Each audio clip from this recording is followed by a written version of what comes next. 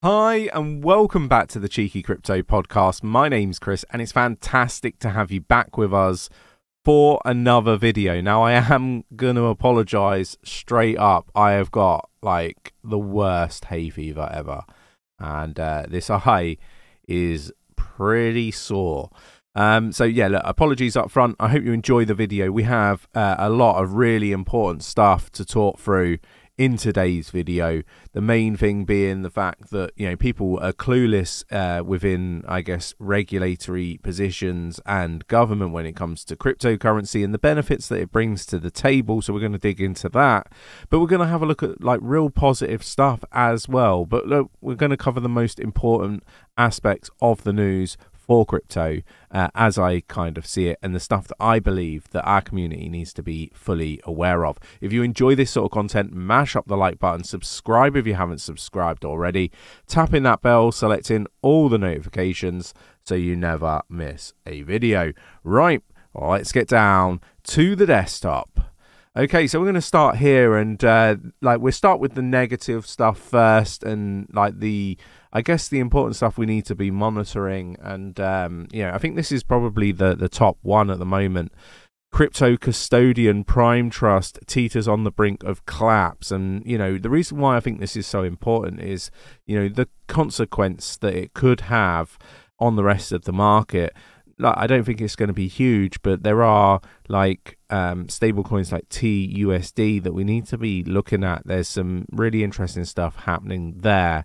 But look, this is a project that, you know, people have left their crypto with them held and potentially can't get access to it. So look, a lot of people might not realize that this is happening. I just wanted to bring it to people's attention. It's been happening or going on for a little while now, and impacts are already being seen in the space. So just be aware of it, be mindful when it comes to the price of assets at the moment. Now, the ECB officials label crypto as 𝗕𝗘𝗪𝗔𝗥𝗘 with no societal benefits in scathing, I should say, if I can read properly, in scathing speech. According to Fabio, crypto volatility and aspects of blockchain technology made digital assets only suitable for gambling. Now, I think there's elements of the crypto space that is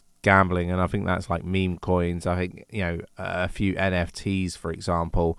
But actually, to label things like VeChain, you know, a gamble, like Cardano, Bitcoin, Ethereum, and various others as a gamble, I think, you know, it is wrong. I don't think, you know, that they are necessarily gambles. I think these are projects with great utility that, you know, can impact the world in a really positive way. It's closed-minded individuals that I talk about quite a lot on the channel that, you know, see crypto in this way.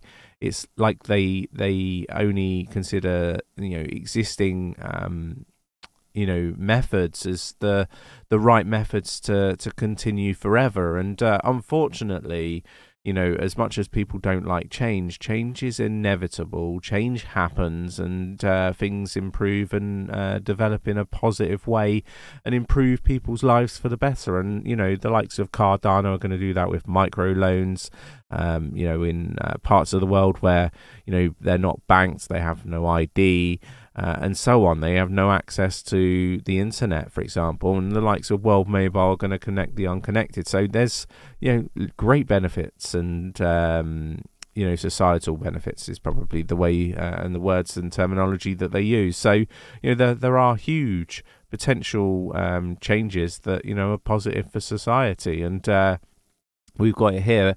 Policy makers should be wary of supporting an industry that has so far produced no societal benefits and is increasingly trying to integrate into traditional finance systems, both to acquire legitimacy as part of that system and to piggyback on it. And this guy, I mean, like, he's got no idea. Like, he's living in like, I don't know, the 1980s, the 1990s. needs to get up to speed. And, you know, people within the traditional banking sector, like, you know, Fabio, people, you know, that are in regulatory leadership roles, need to be more open-minded to stuff. And actually, I think there is also an element of the projects within crypto have got to do more. Like, why is Fabio making these statements? Why is somebody like, why isn't he spending some time with somebody like Charles Hoskinson, Sonny Liu, or even just spending some time with some of the teams that were in this space, you know, of these projects that are doing fantastic things? Spend some time with, you know, Mickey Watkins from World Mobile. Go spend some time with, you know, the guys from Meld. Go spend some time in the space rather than making statements that you have no idea, you know, about the actual underlying technology and what is actually happening in the space. I think it's sad. It's really sad to see, you know, prominent people within traditional finance, within, you know, the regulatory positions and within government talking about things they have no idea about. Get some people in that know what they're talking about, is kind of my thoughts and opinions. Let me know your thoughts and opinions in the comments below. We've got first time crypto investors should be offered call off period under new rules. The financial regulator will also ban UK companies that sell crypto assets from offering refer a friend bonuses as part of its plan to crack down on advertising in the industry. So look, basically, what is this going to lead to? So Nick and myself, we work in the UK doing the YouTube channel. We might have to move out of the UK. This is what these sorts of regulations do in the crypto industry. It doesn't improve advertisements. It doesn't improve any of that stuff. What it does do is it just moves your residents that are in these sectors out of the country. And again, I think that's a really, you know, a real shame. You know, I don't particularly want to leave the UK, but might not have any choice. You know, time will tell to see what happens. But call off periods, yeah, look, I think there should be, you know, the option for people to sign into call off periods, you know, a bit like gambling. Let's just put some safeguards in place. I have no problems with that. Let me know your thoughts and opinions in the comments below. Now, moving on, Jim Cramer. Like, you gotta love Jim Cramer. Like, basically, if you go the opposite of everything that he says, you normally do really well. But what's alarming to me is he now has a change of heart on crypto and says he's not against crypto. I mean, this is a guy that's basically told everybody to get into, you know, like Silvergate, you know, it's a legit, you know, stock rather than crypto, and, you know, these sorts of things. Like, I jest, of course, he may have said that, he may not have said that, but ultimately that's the sort of calls you've been getting from this guy. Start to worry a little bit about crypto when you see this sort of stuff. Crypto market notches 12% weekly gain as old school financial firms come out to play. Interesting headline. IMF suddenly flips on crypto as Wall Street fuels a $200 billion Bitcoin, Ethereum and crypto price rally. And look, we're starting to see lots around ETFs, lots going on, and this is really positive stuff for crypto. But word of warning, I still expect the market to crash. Why do I expect this? You know, just have a look at the property markets. Look at the fact that people are going to lose their homes. People are going to continue to lose their jobs. They're still failing businesses. Interest rates, you know, in the UK are just extortionate right now, and I think that we need to be, you know, mindful that actually the macro is not good. I'm not aligned to the likes of Raoul Pal, who is talking what I believe to be absolute nonsense. He's talking about liquidity leading the market, but with interest rates, you know, continuing to increase, that takes liquidity out of the market. So look, he's kind of saying that liquidity is now good and is becoming better and will continue to become better.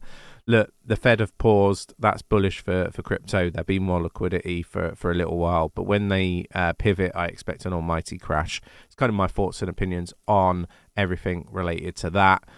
Crypto trading hub prospects in Hong Kong indicated by local regulators. Basically, lots of people are moving from less regulatory friendly countries to the likes of Hong Kong, Singapore, Dubai, and various other places, that this is something we're going to expect to continue. So just be mindful of that. Bitcoin hits a 12-month high as crypto bulls stay buzzing.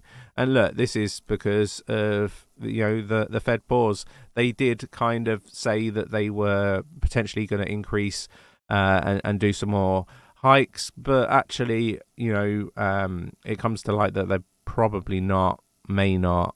They don't really know. So with that, you know, we get what I've been articulating to people to expect, right? I've been saying to expect rallies when the Fed pauses. That had a little bit of a lag, because what we weren't expecting was the Fed to say, but we are going to continue to do hikes, when perhaps they're not. So look, that's what I've got for you today. I hope you enjoyed today's video. If you did, mash up that like button, subscribe if you haven't subscribed already, tapping that bell, selecting all the notifications so you never miss a video, and I'll catch you in the next one. I apologize for my hay fever. It's been awful, but yeah, I think I've managed to get through it okay. Take care, and I'll catch you in the next one.